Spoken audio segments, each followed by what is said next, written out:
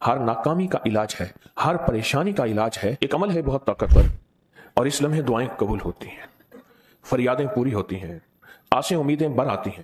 یہ بہت قبولیت کا لمحہ ہے، اور یہ بہت مقبولیت کا لمحہ ہے، بہت زیادہ اور بہت زبردست عمل ہے، اور پوری دنیا کو اس عمل سے بہت فائدہ پہنچا ہے۔ کسی نے درد سے، کسی نے غم سے، کسی نے جذبے سے، کسی نے آنسو بہاتے ہوئے، کسی نے اللہ سے باتیں کرتے ہوئے، کسی نے درد اور وجدان کی کیفیت سے۔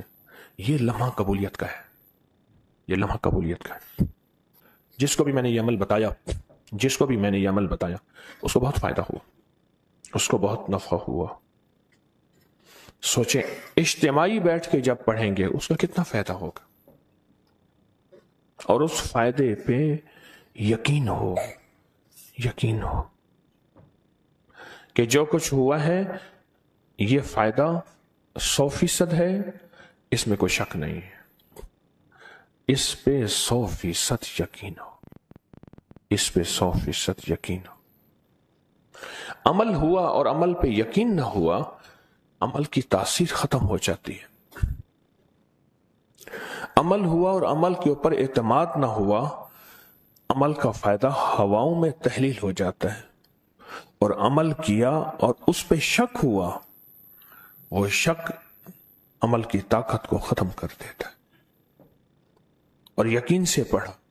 اور ایک بات اور ہے، اگر آپ سورۃ یاسین پوری نہیں پڑھ سکے، سورۃ یاسین بعض اوقات بعض بندے اٹک اٹک کے پڑھتے ہیں، اور دعا کا وقت ہو گیا، آپ چاہے بعد میں اس کو پوری کریں، لیکن پوری ضرور کریں، میری طرف دیکھتے رہیں، پورا کریں، لیکن اس سورت کو پورا ضرور کریں۔ اب سوچنا یہ ہے کہ اتنے طاقتور عمل میں نے دعا کون سی مانگنی؟ ایک تو پہلے یقین ہے انشاءاللہ کہ میری دعائیں قبول ہیں۔ اچھا، قبولیت کی وجہ سحری کا وقت، تہجد کا وقت، ایک۔ دوسرا قبولیت کی وجہ ایک مجمع کا اللہ کے لیے جمع ہو جانا۔ فرمایا جب 40 پردیسی، 40 مسافر صرف اللہ کی رضا کے لیے جمع ہو کے دعا مانگے، اللہ ان کی دعاؤں کو رد نہیں کرتا۔ سوچیں، ساری دنیا کی نوافل جتنی بھی ہیں، ایک فرض تو فرض کے سجدے کا مقابلہ نہیں کر سکتے۔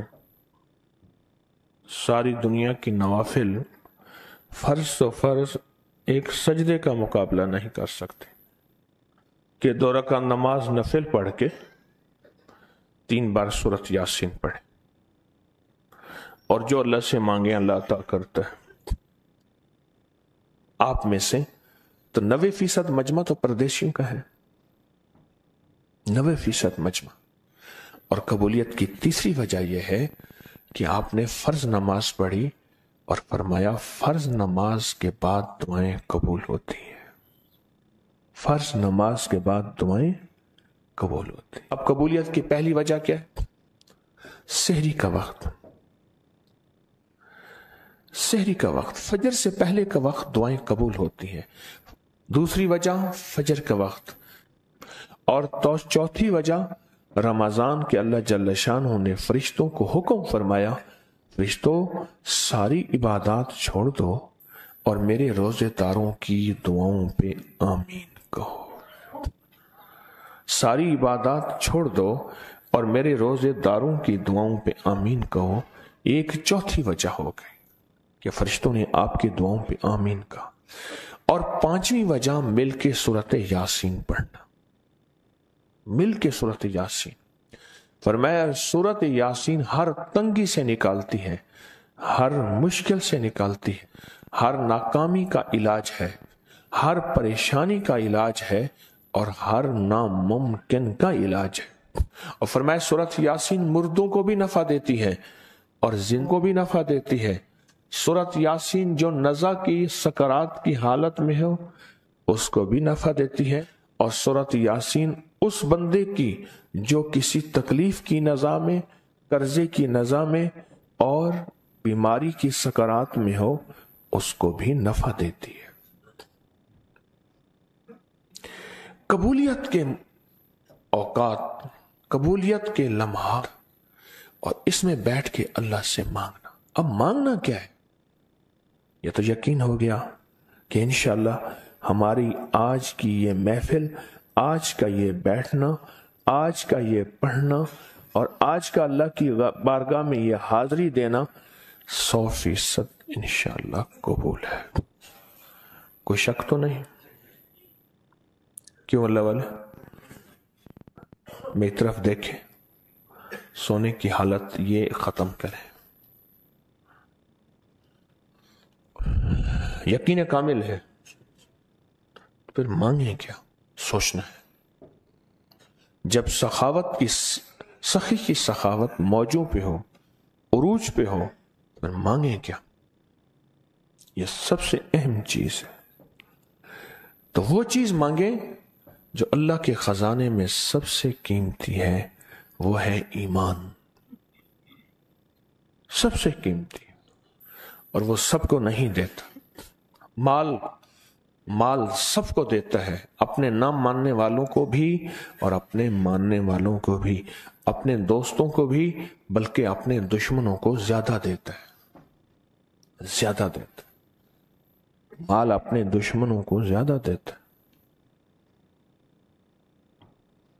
اور بعض اوقات اپنے دوستوں کو بھی زیادہ دیتا ہے، جیسے انبیاء میں سے حضرت سلیمان، حضرت داؤد، حضرت یوسف علیہ السلام، جیسے صحابہ میں حضرت عثمان غنی، عبد الرحمن بن عوف اور بے شمار صحابہ، اولیاء میں سے حضرت پیران پیر شیخ عبد القادر جیلانی اور بڑی بڑی ہستیاں۔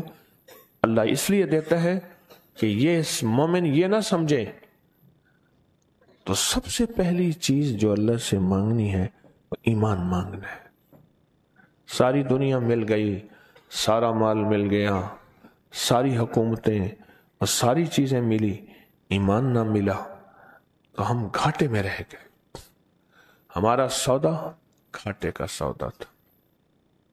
ایمان نہ ملا، ایمان نہ ملا۔